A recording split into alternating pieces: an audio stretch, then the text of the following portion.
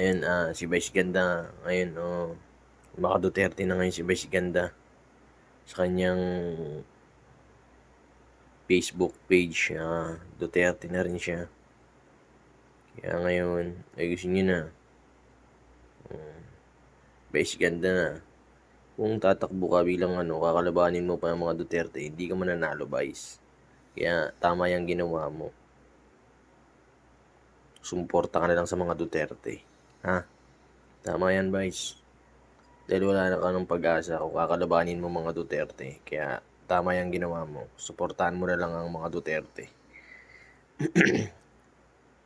Tama yung ginagawa mo, ha? Dapat mo na suportahan.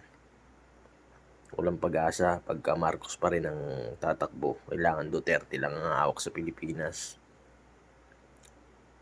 Salamat, Vice. Dahil mga Duterte ka na, tama ang iyong pananaw.